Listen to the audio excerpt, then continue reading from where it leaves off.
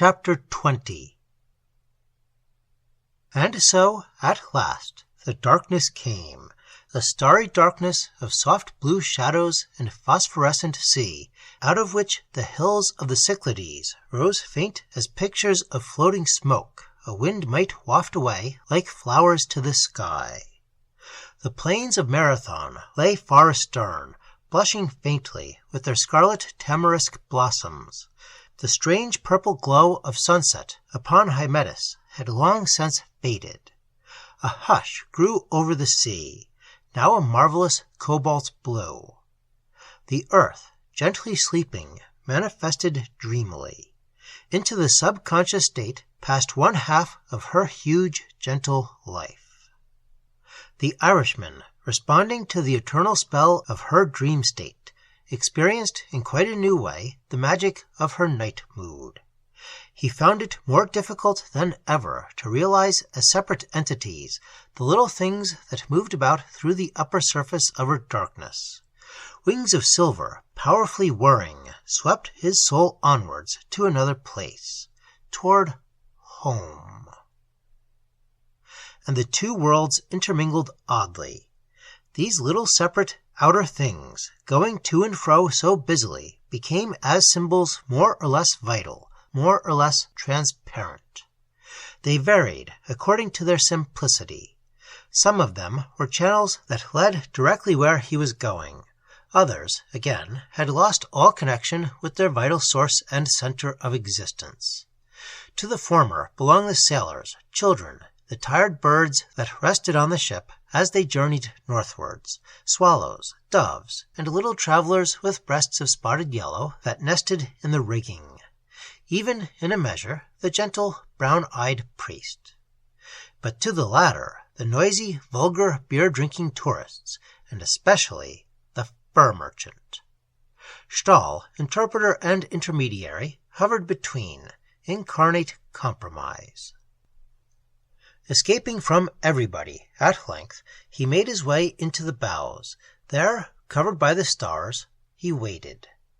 And the thing he waited for, he felt it coming over him with a kind of massive sensation as little local as heat or cold, was that disentanglement of a part of his personality from the rest against which Stahl had warned him. That portion of his complex personality in which resided desire and longing, matured during these many years of poignant nostalgia, was now slowly and deliberately loosening out from the parent center. It was the vehicle of his Urvelt yearnings, and the Urvelt was about to draw it forth.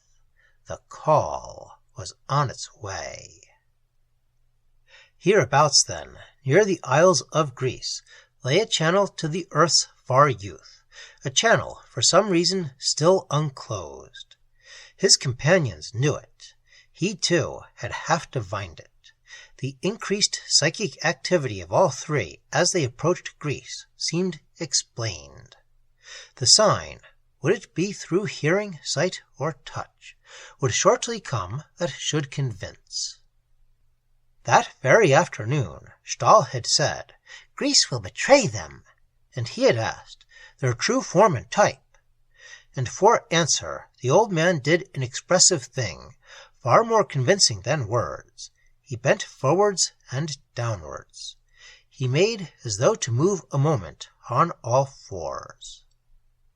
O'Malley remembered the brief and vital scene now. The word, however, persistently refused to come into his mind, because the word was really inadequate, describing but partially a form and outline symbolical of far more, a measure of nature and deity alike.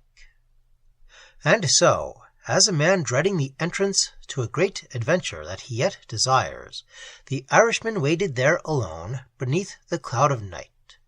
Soft threads of star-gold, trailing the sea, wove with the darkness a veil that hid from his eyes the world of crude effects. All memory of the casual realities of modern life that so distressed his soul fled far away. The archetypal world, soul of the earth, swam close about him, enormous and utterly simple. He seemed alone in some hollow of the night which time had overlooked, and where the powers of sea and air held him in the stretch of their gigantic, changeless hands. In this hollow lay the entrance to the channel down which he presently might flash back to that primal garden of the earth's first beauty, her golden age, down which, at any rate, the authoritative call he awaited was to come. Oh, what a power has white simplicity! Wings from the past, serene and tranquil, bore him towards this ancient peace, where echoes of life's brazen clash today could never enter.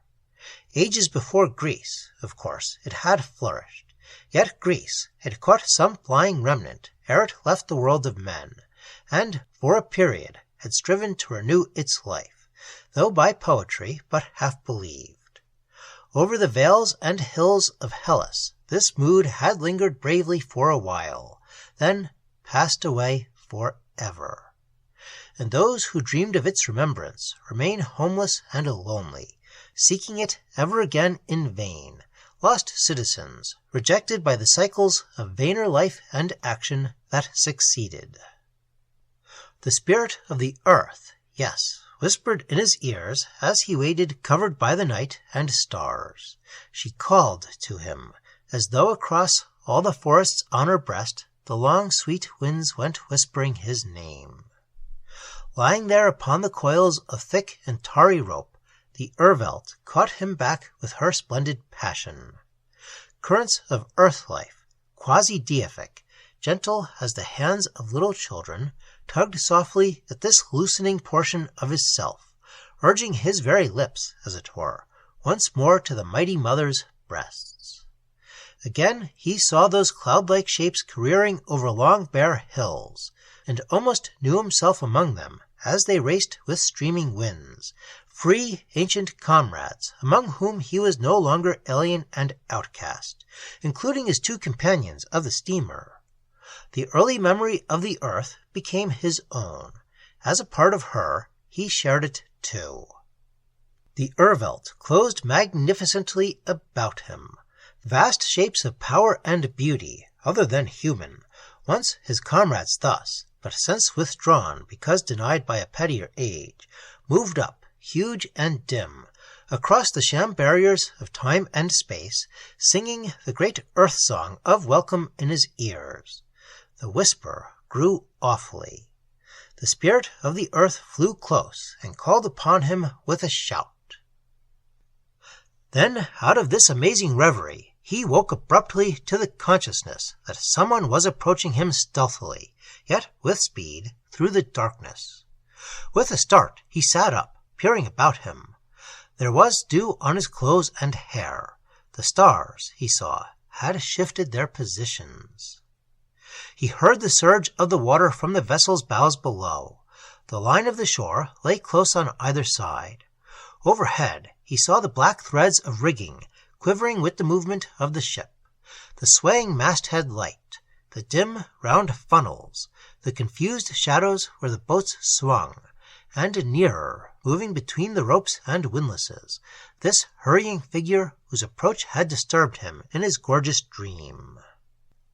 And O'Malley divined at once that, though in one sense a portion of his dream, it belonged outwardly to the same world as this long dark steamer that trailed after him across the sea. A piece of his vision, as it were, had broken off and remained in the cruder world wherein his body lay upon these tarry ropes. The boy came up and stood a moment by his side in silence. Then, stooping to the level of his head, he spoke. "Come," he said, in low tones of joy. "Come. We wait long for you already." The words, like music, floated over the sea, as O'Malley took the outstretched hand and suffered himself to be led quickly toward the lower deck. He walked at first as in a dream, continued after waking. More than once it seemed as though they stepped together from the boards and moved through space toward the line of peaked hills that fringed the steamer's course so close. For through the salt night air ran a perfume that suggested flowers, earth, and woods, and there seemed no break in the platforms of darkness that knit sea and shore to the very substance of the vessel.